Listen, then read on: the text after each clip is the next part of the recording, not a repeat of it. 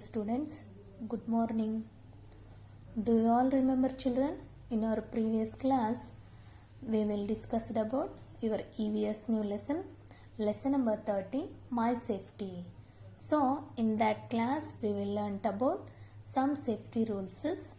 So, that safety rules help us to avoid accidents and some injuries. So, that safety rules help us to can be safe and take care of ourselves. So the road also has some safety rules. When we are crossing the road, we must follow the some safety rules in our daily life. Okay, and we learnt about in the previous class some common road signs also, like no entry, no parking, keep left, and road work. So I hope you all are understand and enjoy that lesson. Today we will learn about that EVS lesson, My Safety, the next part. So are you ready, dear children? Yes, shall I start today? Yes. While playing at home, we must not play with the sharp objects or matchboxes. Yes. Do you play with the sharp objects, dear children? Yes. At home, some kids play with the sharp objects like a needle, scissor and knives. So these are all sharp objects. Matchboxes also like a dangerous object. So especially for kids, sharp objects should be kept away as it can cause fatal injuries. Even trained and older people have been reported to get injuries from sharp objects. Not just knives and scissors, even daily objects like a fork can be harmful if not used carefully. So, in the home, we must not play with the sharp objects like a needle, knives and scissors or matchboxes also. When we play with the sharp objects, you keep in your mind, we not play with that objects. We care ourselves.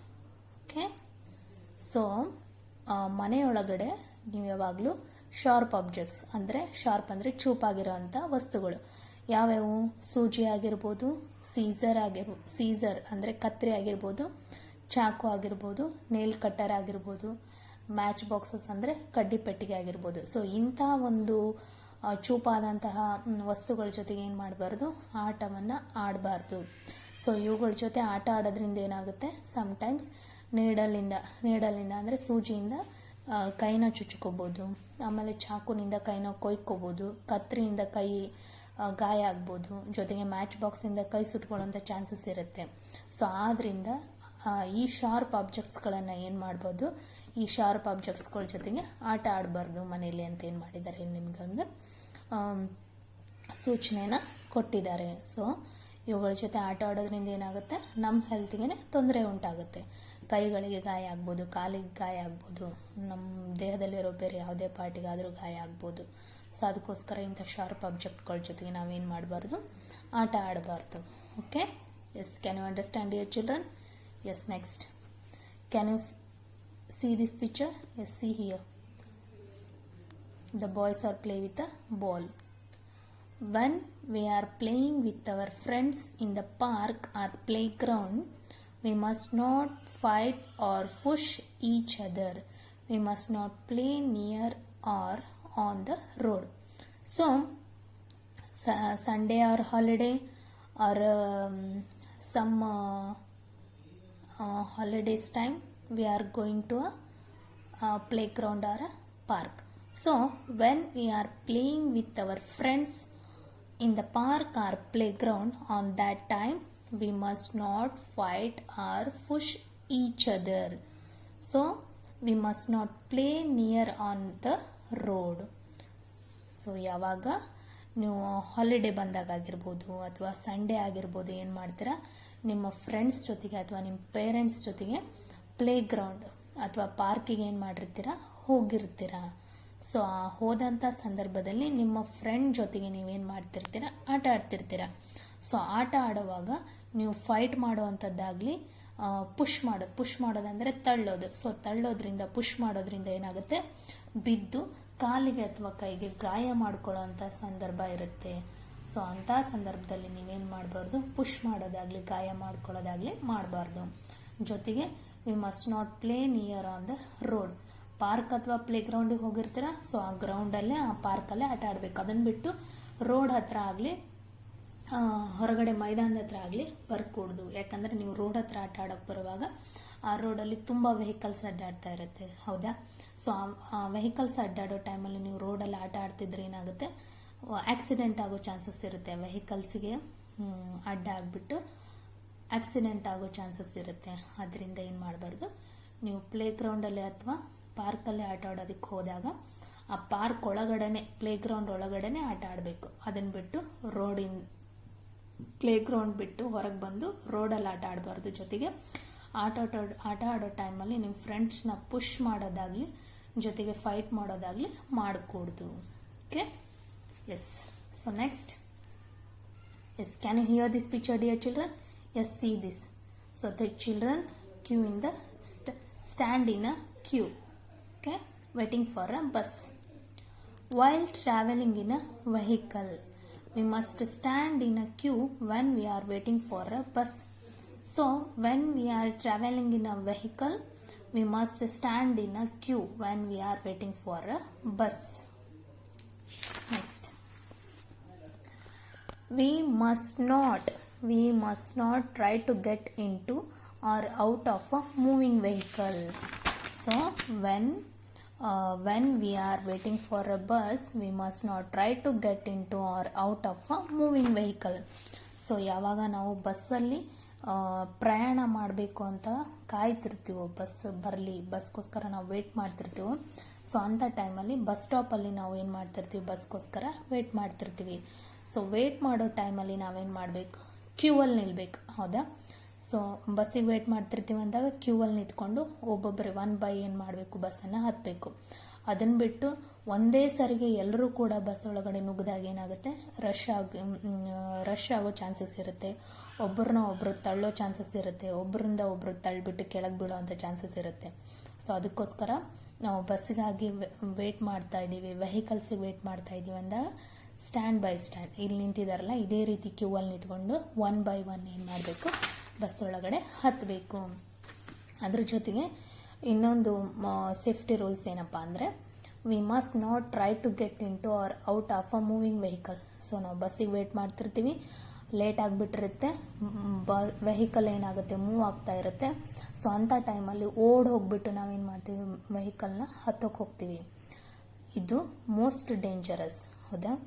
So vehicle move ಆಗುವಾಗ ಯಾವುದೇ ಕಾರಣಕ್ಕೂ ವೆಹಿಕಲ್ನ ಹತ್ತಬಾರ್ದು, ಅಂದರೆ ಬಸ್ಸನ್ನು ಹತ್ತಬಾರ್ದು. Stop ಮಾಡೋಕ್ಬಿಟ್ಟು ಹತ್ತಬೇಕು ಒಂದು, ಇಲ್ಲ ಅಂದರೆ next ಬಸ್ಗಾಗಿ wait ಮಾಡಿ next ಬರೋವಂಥ ವೆಹಿಕಲಲ್ಲಿ ಬರಬೇಕು. ಅದನ್ನು ಬಿಟ್ಟು ಮೂವ್ ಆಗೋವಂಥ ವೆಹಿಕಲಲ್ಲಿ ಹತ್ತೋದು, ಕಿಟಕಿಯಿಂದ ಹೊರಗೆ ಕೈ ಹಾಕೋದು, ಈ ರೀತಿ ಮಾಡೋದ್ರಿಂದ ಏನಾಗುತ್ತೆ, ಸಮ್ಟೈಮ್ಸ್ ಮೂವ್ ಆಗೋ ವೆಹಿಕಲನ್ನು ಓಡೋಗಿ ಹತ್ತಕ್ಕೆ ಹೋಗಿ ಕಾಲು ಜಾರು ಬಿದ್ದು ಆಕ್ಸಿಡೆಂಟ್ ಆಗೋ ಚಾನ್ಸಸ್ ಇರುತ್ತೆ. ಅದಕ್ಕೋಸ್ಕರ ಈ ರೀತಿ ಮೂವ್ ಆಗೋವಂಥ ವೆಹಿಕಲ್ನ ಹತ್ತಬಾರ್ದು. So this is also one safety rules for you. Next, we must sit quietly and not put our hand out or lean out of a moving bus or car. Yes, can you see this picture, dear children? Yes, see this. So this is a school bus. The boy is sit not quietly, okay. We must never stand or play behind a bus or car, as we may get knocked down when it is reversing, moving back. So we must sit quietly and not put our hand out. So when we are traveling in a vehicle or a bus, on that time we must sit quietly and not put our hand in a outside or lean out of a moving bus or a car. So ಯಾವಾಗ ನಾವು ವೆಹಿಕಲಲ್ಲಿ ಅಂದರೆ ಬಸ್ಸಲ್ಲಿ, ಕಾರಲ್ಲಿ ಪ್ರಯಾಣ ಮಾಡ್ತಿರ್ತೀವೋ ಅಂಥ ಟೈಮಲ್ಲಿ quite ಅಂದರೆ ಶಾಂತವಾಗಿ ಕೂತಿರ್ಬೇಕು, ಸುಮ್ಮನೆ ಸೈಲೆಂಟಾಗಿ ಕೂತಿರಬೇಕು. ಅದ್ರ ಜೊತೆಗೆ ನಾವು ಕಿಟಕಿಯಿಂದ ಏನು ಮಾಡ್ತೀವಿ, ಕೈಯನ್ನು ಹೊರಗಡೆ ಹಾಕೋದು, ತಲೆನ ಹೊರಗಡೆ ಹಾಕೋದು, ಬಗ್ಗಿ ನೋಡ್ತಾ ಇರೋದು, ಈ ರೀತಿ ಮಾಡ್ತಿರ್ತೀವಿ. ಸೊ ಕಾರ್ ಅಥವಾ ಬಸ್ಸು ಮೂವ್ ಆಗ್ತಿದೆ ಅಂದಾಗ ಅಲ್ಲಿ ಯಾರಾದರೂ ಬಾಯ್ ಹೇಳೋದಕ್ಕೆ ಕಾಯ್ತಿರ್ತಾರೆ. ಸೊ ಅವಾಗ ಬಗ್ಗಿಬಿಟ್ಟು ಬಾಯ್ ಹೇಳೋದು, ಕೈನ ಹೊರಗೆ ಹಾಕೋದು, ಈ ರೀತಿ ಮಾಡೋದ್ರಿಂದ ಓಕೆ, ಮೂವ್ ಆಗ್ತಾ ಇರೋವಂತಹ ವೆಹಿಕಲಲ್ಲಿ ನಾವು ಕೂತ್ಕೊಂಡಾಗ ಯಾವುದೇ ಕಾರಣಕ್ಕೂ ತಲೆಯನ್ನು ಹೊರಗೆ ಹಾಕೋದು, ಕಿಟಕಿಯಿಂದ ಕೈಯನ್ನು ಹೊರಗೆ ಹಾಕೋದು ಯಾವುದೇ ಕಾರಣಕ್ಕೂ ಈ ರೀತಿ ಮಾಡಬಾರ್ದು. Because that is unsafe. So ಅಂಥ ಟೈಮಲ್ಲಿ ಆಕ್ಸಿಡೆಂಟ್ ಆಗೋವಂಥ ಚಾನ್ಸಸ್ ಇರುತ್ತೆ. Okay, so this is one safety rule for bus. We must follow these safety rules. Okay, we must never stand or play behind bus or car, as we may get knocked down when it is reversing. So ಬಸ್ಸಲ್ಲಿ ಅಥವಾ ಕಾರಲ್ಲಿ ನಾವು ಪ್ರಯಾಣ ಮಾಡುವಾಗ ಯಾವುದೇ ಕಾರಣಕ್ಕೂ ಆಟ ಆಡೋದು, ಹೌದಾ, ಸುಮ್ಮನೆ ನಿಂತ್ಕೊಳ್ಳದೆ ಇರೋಂಥದ್ದು, ಆಟ ಆಡೋವಂಥದ್ದು, ಜೊತೆಗೆ we may get knocked down when it is reversing. So reverse ಬರೋವಂಥ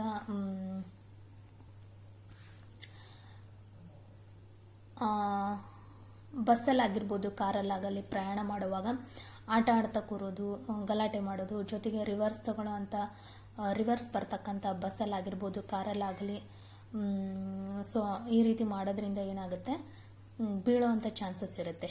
okay, so ನಾವು ರಿವರ್ಸ್ ಬರ್ತಕ್ಕಂಥ ಬಸ್ಸನ್ನು ಓಡೋಗಿ ಹತ್ತೋದ್ರಿಂದ ಆಗಿರ್ಬೋದು, ಆಟ ಆಡೋದ್ರಿಂದ ಆಗಿರ್ಬೋದು, ಏನಾಗುತ್ತೆ, ಬೀಳೋವಂಥ ಚಾನ್ಸಸ್ ಇರುತ್ತೆ, ಆಕ್ಸಿಡೆಂಟ್ ಆಗೋ ಚಾನ್ಸಸ್ ಇರುತ್ತೆ. ಸೊ ಅಂಥ ಟೈಮಲ್ಲಿ ಏನು ಮಾಡಬೇಕು, ಕೇರ್ಫುಲ್ ಆಗಿರಬೇಕು. ಈ ರೀತಿ ಆಟ ಆಡೋದಾಗಲಿ ಮಾಡಬಾರ್ದು. ಓಕೆ, ಸುಮ್ಮನೆ ನಿಂತ್ಕೊಳ್ದೇ ಇರೋವಂಥದ್ದು, ಗಲಾಟೆ ಮಾಡೋವಂಥದ್ದು, ಆಟ ಆಡೋವಂಥದ್ದಾಗಲಿ ಮಾಡಬಾರ್ದು. ಸೊ ಇವೆಲ್ಲ ಏನಿವು some safety rules is for a bus. So ವೆಹಿಕಲ್ಸಲ್ಲಿ while traveling in a vehicle, so that is vehicles, traveling vehicles are also some safety rules. When we are traveling in a vehicle, so we must follow that some safety rules. Okay, so today we will discuss about while playing. So at home we must not play with the sharp objects like a needle, scissor, knives, fork and matchboxes. So that sharp objects, especially for kids, should be kept away, as it can cause a fatal injuries our body.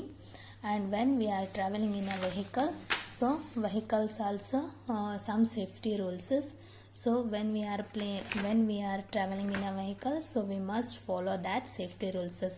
So that safety rules help us to we keep ourselves safe and take care of ourselves. Okay, so in the next part we will learn about in the next class. Okay, thank you.